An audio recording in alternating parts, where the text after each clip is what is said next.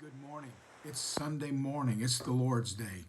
Hey, our word for today comes from Psalm chapter 16, verses 7, 8, and 9. Now, we looked at Psalm 16:8 in our last video, but I want to unpack this a little bit more. We looked at David's resolve. Now, I want to look this morning at David's prospects. Now, the child of God has prospects that those who do not know Christ do not have. We have prospects in this life and in the life to come. I'm glad for that. In this video, I want to give you 3 prospects in this life, and we'll cover the life to come in our next session. First of all, in this life, we have the prospect of being guided by God.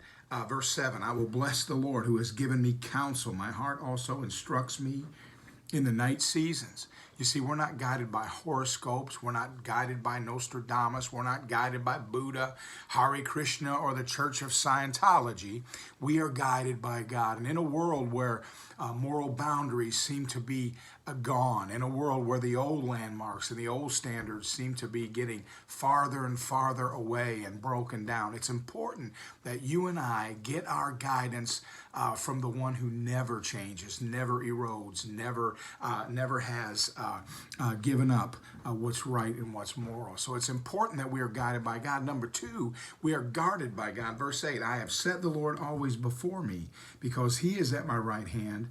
I shall not be moved. David was a mighty man, and David had many mighty men that fought on his behalf. He told us about it in 2 Samuel 23, several of them, and they would fight to the death for him. He tells about their exploits and how many of the enemy they had disposed of, following David's orders. But even though he had those mighty men, David knew he had something else. He knew that he had a God who was guarding his life, that God had a plan for him. And as long as he put his trust in him, as long as he continued to follow that shepherd, he was guarded by God. God had him in the palm of his hand. Number 3, the third prospect is gladdened by God. In verse 9, the first part, therefore, my heart is glad. You see, through quarantines, through seclusion, through hard times, through tough times, through good times, the godly person has a joy that goes beyond what this world can give us. A relationship with Jesus Christ.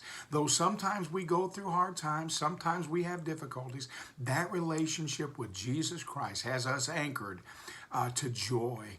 Paul said it like this, it is joy unspeakable and full of glory. Church, we are guided by God, we are guarded by God, and we are gladdened by God. And all 3 of those we experience in the person of the Holy Spirit who dwells in us. Isn't that good?